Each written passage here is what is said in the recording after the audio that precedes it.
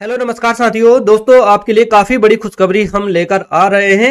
अगर आप 12th पास है, अभी आपने 12th पास किया है और आप सोच रहे हैं गवर्नमेंट जॉब की तैयारी करने की, तो ये अपॉर्चुनिटी किसी सबसे बड़ी अपॉर्चुनिटी आपसे आपके लिए हो सकती है, क्योंकि आरआरबी जो है ना, टीसी और टीटी रिक्रूटमेंट 2026 की जल्द वैकेंसी अपडेट होने वाली है। इसके बारे में मैं आपको कंप्लीट डिटेल देने वाला हूं। टिकट कलेक्टर और टीटी कैसे बने, योग्यता, परीक्षा पैटर्न, सैलरी की भी यहां पर हम बात करेंगे। देखिए यहां पर जो सैलरी मिलती है ना, शानदार सैलरी पैकेज आपको मिलता है। यहां पर 47,000 hand salary, in hand salary मिलती है मंथली बेसिस पर।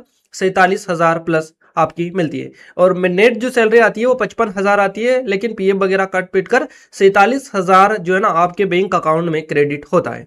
तो इतनी बढ़िया शानदार सैलरी रहती है। और ये जो प्रोफाइल रहेगी ना, ये भारतीय रेलवे का एक अत्यधिक सम्मानित पद आपका होता है। आपको बताइए टीसी और टीटीई का।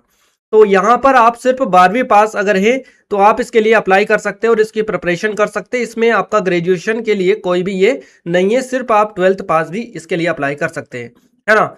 तो ये आपके लिए गोल्डन चांस और गोल्डन अपॉर्चुनिटी है।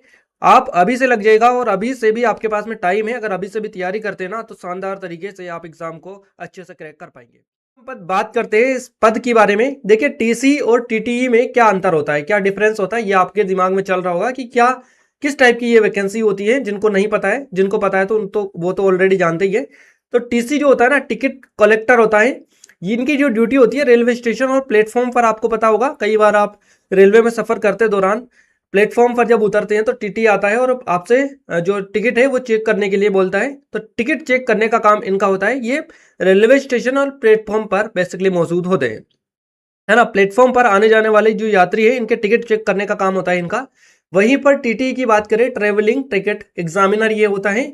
इनकी ड्यूटी जो होती है चलती हुई ट्रेन के अंदर होती है। देखिए जब भी आप सफर कर रहे होते हैं तो अंदर जो है ना टीटी आ जाता है, तो वही ये टीटी का पद होता है जो टिकट चेक करता है। और ये चेक करता है कि कौन सा जो है ना टिकट किस डिब्बे का है ना, कौन से बर्थ और टिकट की जांच करने का, सीट कौन सी सीट पर कौन यात्री बैठा है।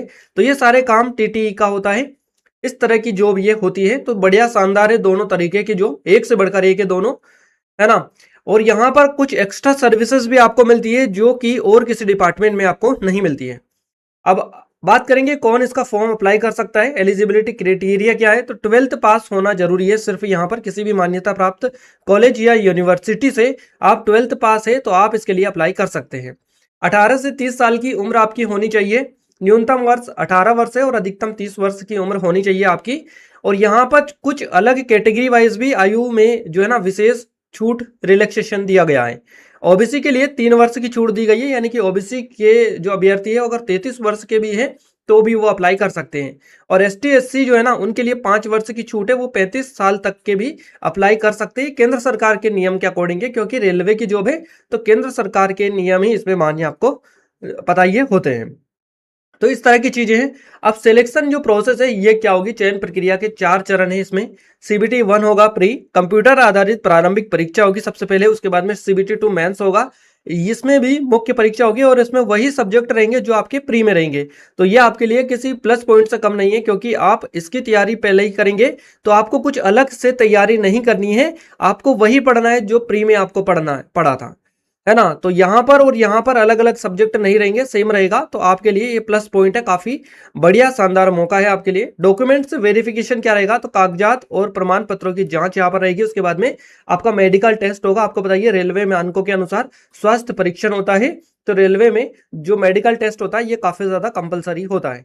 तो ये 4 चरण है सिलेक्शन प्रोसेस के। क्लियर है, चरण प्रक्रिया के 4 चरण है। ये आपकी एग्जाम जब भी आप अप्लाई करते हैं तो ये 4 चरण में आपको जो है ना पार्टिसिपेट करना होता है। इसमें अगर प्री क्रैक करते हैं तो सीबीटी 2 होता है, फिर डॉक्यूमेंट्स वेरिफिकेशन, फिर मेडिकल टेस्ट होता है। परीक्षा पैटर्न की अगर अपन बात करें, सीबीटी 1 जो प्री होगा इसके परीक्षा पैटर्न क्या होगा, टोटल 100 क्वेश्चन रहेंगे इसमें, जिसमें 30 क्वेश्चन मैथ्स के रहेंगे, 30 क्वेश्चन रीजनिंग के रहेंगे और 40 जो क्वेश्चन रहेंगे जीके जीएस के रहेंगे।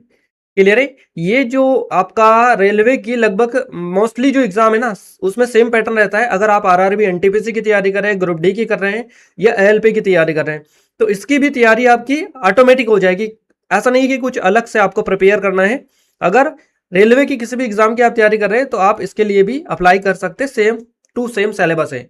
तो रेलवे के हर exam group D, NTPC, LP का पैटर्न बिल्कुल समान है। एक बार तैयारी करने पर अनेक मौके आपको मिल सकते हैं क्योंकि सेम टू सेम सिलेबस है।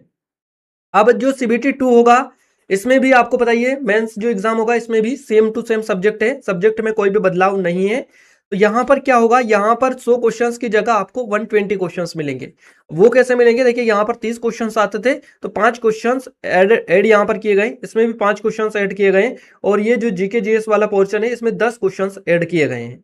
तो 10 क्वेश्चंस तो ये 10 ये 20 क्वेश्चंस इस तरह से आपके बढ़ गए हैं मेंस में। बाकी सिलेबस सेम टू सेम रहेगा, जीके मैथ्स और रीजनिंग, ये 3 सब्जेक्ट आपके रहेंगे, वही आपको पढ़ना है और कुछ नहीं पढ़ना है।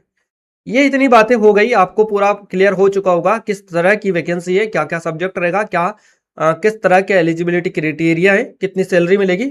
अब फॉर्म कब आएंगे, ये आपका सबसे बड़ा जो सोच रहे हैं ना डाउट होगा। तो मई जून 2026 एनटीपीसी 12th लेवल का नोटिफिकेशन, इसके परीक्षा का जो समय है नोटिफिकेशन के 3-4 महीने बाद है। और कुल एनटीपीसी जो पद है ना लगभग 5000 है, और टीसी और टीटी के जो पद है ना 2000 से 2500 के बीच में आने की पूरी संभावना है। तो आपके पास में अभी अच्छा खासा मौका है ना, काफी टाइम है आपके पास में, और इतने टाइम में काफी हद तक आप काफी अच्छे तरीके से प्रिपरेशन कर सकते हो और एग्जाम को क्रैक कर सकते हैं, है ना। तो अभी से आप लग जाइएगा, शानदार सैलरी और भत्ते यहाँ पर दिए जाते हैं। आपको बताइए बेसिक जो सैलरी है ना यहाँ पर 21,700 रुपये है।